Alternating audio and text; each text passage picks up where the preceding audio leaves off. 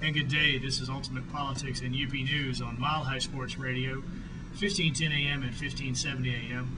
I'm your host, Wade Norris, and today we're here with Ron Lehr, who's with the American Wind Energy Association and has worked and has been involved with working on renewable energy in the state of Colorado for a number of years. Ron, welcome to the show.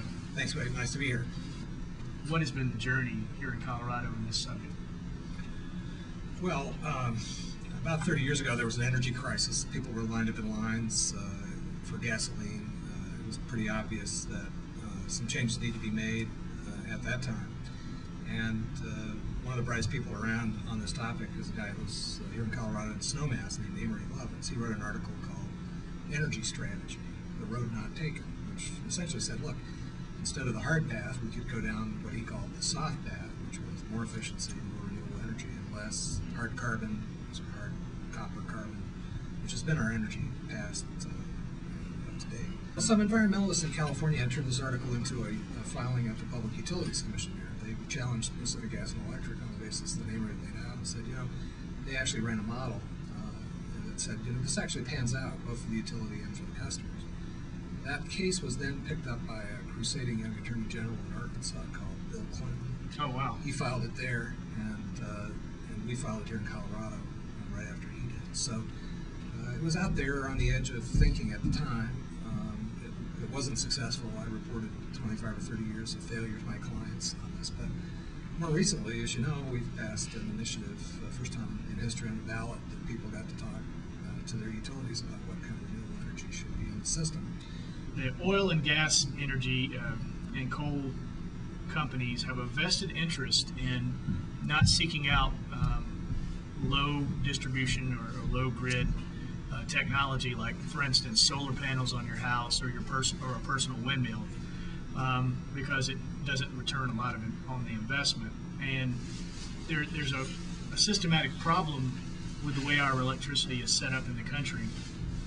We all think of our electricity as a power line, but in general, there are sectional grids across this country and every country in the world that power runs on.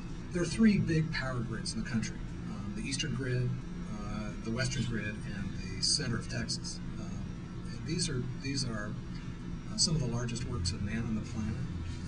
They are, in their totality, the largest investments that we've made. They're the largest engineering achievements that we've done, and they support us as a first world country in a way that is absolutely remarkable. So the question isn't whether we're going to make this transition away from carbon to renewable energy. We've got to do that. It's eventually going to happen sometime. And we're going to be advantaged if we can do it more quickly rather than sooner. All the questions that we're having now in Colorado, how to do it, not whether to do it. That's over. We're going to do it. The question is, how big is it going to be and how soon is it going to be? And how are we going to do it? What are the different roles? Who's going to make money? Who's going to lose money? How do we keep it together, keep the lights on while we're making this enormous transition? So it's a very interesting exciting time. About 10 years ago, we started talking to farmers. Went out in the plains in Chicago and said, you got a gold mine here. You could get some of these wind turbines up. You guys could be the producers. We'll consume the energy in the cities. And we got a great partnership. So let's not talk about the Endangered Species Act or water or other issues that divide us. Let's talk about this one that unites us. And we've had a terrific partnership with rural agricultural interests. Another one is with consumers. After being hammered by fossil fuel prices the last few years, the consumer organizations have woken up and said, gee, we're not getting low, stable prices like we should from our utility. We need to get back to that. That's what utilities are supposed to do. There's a great partnership here. If you put a V on the country with a bottom on Texas, all those Great Plains states have this enormous wind resource. If we could get the transmission invested to move that to the coast where most of the people live, we could put our auto fleet on electricity by using these plug-in hybrids that are going to come out. So we could have wind and solar and geothermal and these clean resources run the auto fleet. If you think about that, some of the downward pressure on our economy comes from sending our dollars abroad for $100 and more for a barrel of oil for our transportation fleet. We can make homegrown energy run that, or a good part of that transmission fleet. a utility in Iowa that owns a lot of wind turbines. It's called Mid-American. Mid-American's owned by Berkshire Hathaway. Berkshire Hathaway is an investment company that belongs to Warren Buffett. Warren Buffett's the guy that just replaced the monopolist from Redmond, Washington, as the world's richest man. So smart guys are doing this, and that's been very rewarding. So all across the board, we're seeing real solid coalition efforts. The developing countries are the ones that are dependent on the so-called first world countries to come up with the technology to keep from going down this destructive path, and we've kind of dropped the ball, and this is our chance to redeem that situation and say, you know what, we could put these kind of power structures, renewable power structures, in every corner of the earth. You know, one of the most eloquent statements about I've heard is a couple of years ago in Aspen, I heard John McCain and Madeleine Albright on the same podium talking about this, and they said, look, there's a link between despotism and natural resource development in third world countries. If you think about it, Nigeria, Venezuela, Ecuador, Arab countries, Ecuador, if you've got a poor country and the resource development takes off, you pretty much have a short road to totalitarianism. Nasty forms of government that we don't like. These are not budding democracies that we're supporting with our petro loan.